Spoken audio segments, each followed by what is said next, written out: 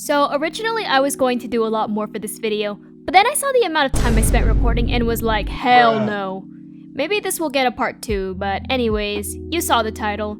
You might be wondering who is your most difficult OC and why. Well, I'll explain because wow. So out of all of my OCs, or muses as I like to call them, I would say Seraphim is my most difficult one to draw. And that stems from the fact that he was originally made for a more fantasy setting. So think magical creatures, royalty, etc. And well, he's the crown prince of some nation, which already means he's probably wearing some crazy fancy clothes. And then I also decided to give him 3 pairs of wings because it's a look. So now here we are where I'm drawing a reference sheet for this muse and regretting every single life choice I've made up until this point. Now, I've drawn Seraphim a good amount of times. You guys saw that old inverted art challenge I made with him in 2024, which would be his sort of debut on this channel. He's existed longer than that, obviously. Back to what I was saying. I started drawing him a lot more off camera and never really posted those pictures on social media because sometimes you don't have to post everything. But I do in fact post most of what I draw. Since he started being drawn more, I thought it was only appropriate to give him a reference sheet. And also, I do like his character. It's just another incident of I cooked up something really good and then he's now in the basement or something. That was the same deal with Kaya. At this point, it's a basement muse revival or something since Jihoon and Yongsing are done with their character development and can just chill now. So you might be wondering what kind of character development Seraphim is going to go through. I have a few ideas, but we'll see. I will talk about his lore though. I'm pretty sure those who watched my inverted challenge video with him might have heard his lore already, but most of you definitely didn't, because I'm a small artist and ain't no way anyone is digging through my channel for the old videos. The newer videos are where it's at. So I'll make things easy and just lay everything out here. So I mentioned earlier that Seraphim is the crown prince of some nation. It's a kingdom that's in the sky and it's full of basically people with wings. I will take a moment to mention that Seraphim doesn't really exist in the same universe as the other muses I've featured on this channel yet. Oh, I'll explain the yet later. So, my other muses exist in a more realistic sort of universe while Seraphim exists in a fantasy universe. Those two don't really mesh and it'd be too jarring if Seraphim was just chilling with everyone else. So yes, I keep them separate, but back to the actual lore.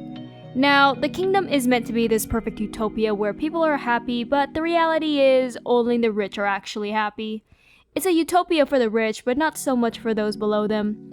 There are extremely strict laws that Seraphim's parents, the king and queen, put in place to ensure that the kingdom stays a utopia, and while the wealthy people have no problem following it because hell, they have money, they don't care.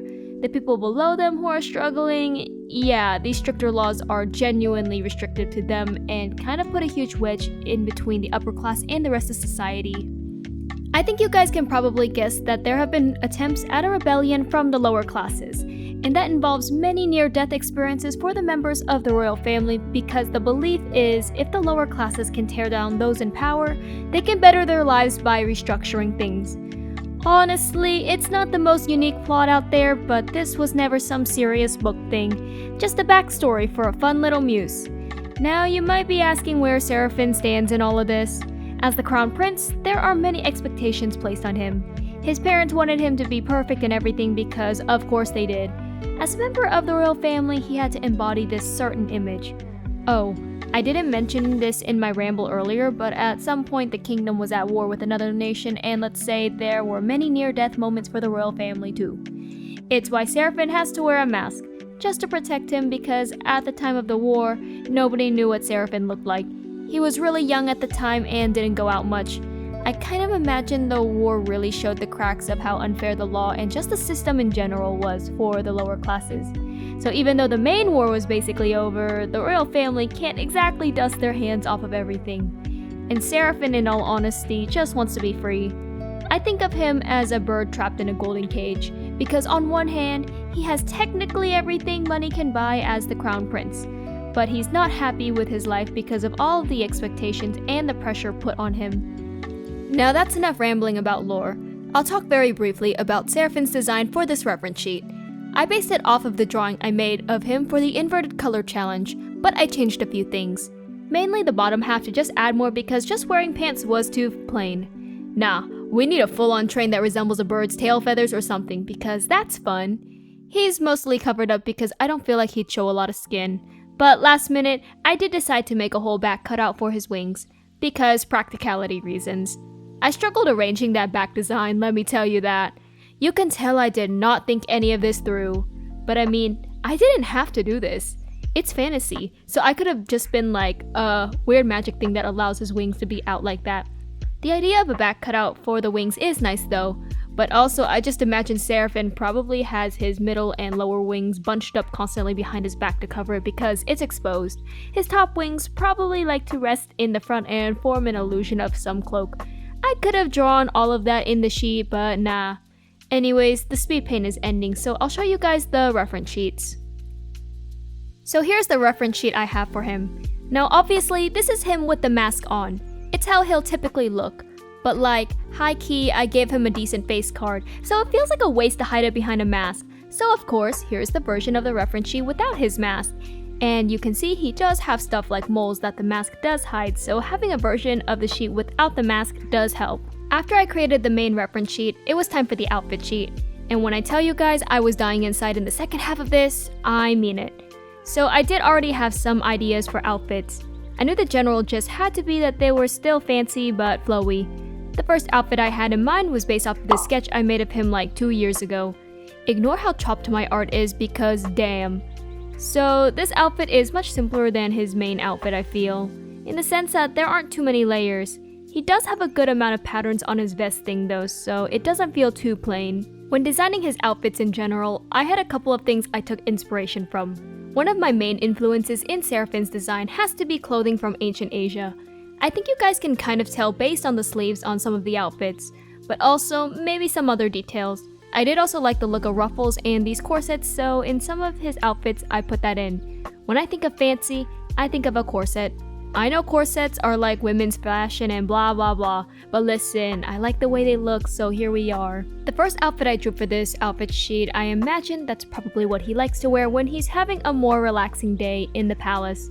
His actual main outfit or whatever, but the one I drew in the reference sheet is what most people see him in. The second one you guys saw me working on is an outfit I designed for him during winter break. So this outfit was originally like his wedding outfit because there was this roleplay and bro came out of a wedding, so I designed this. But you know, this outfit could work as something he wears to fancy events too.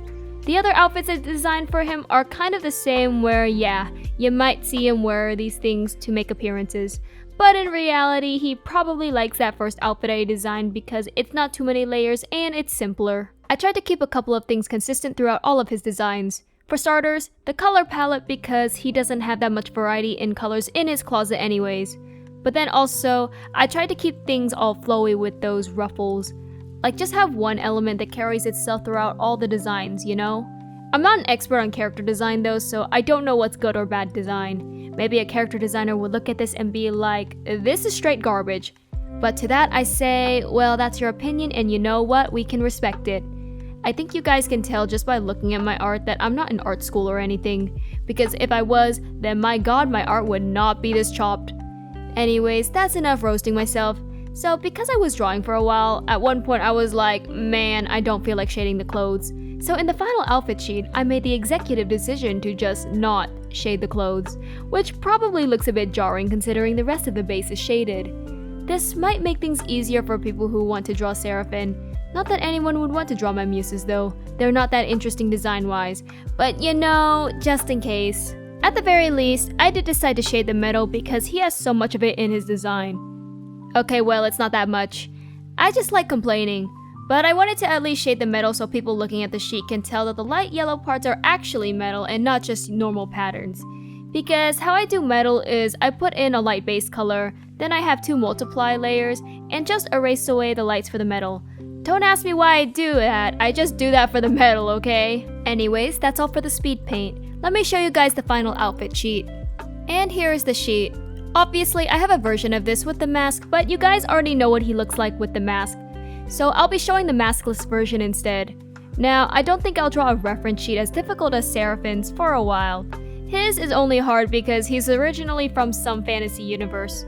I wanted to draw a more modern, non-fantasy design for him, but like I said, at some point I got tired after all of the recording. Maybe it will be a future video or something, where I modernize Seraphim or whatever. Anyways, thank you so much for sticking around. If you want to see more from me, I'd appreciate a like and subscribe. Hopefully I'll see everyone in the next one. Until then, bye!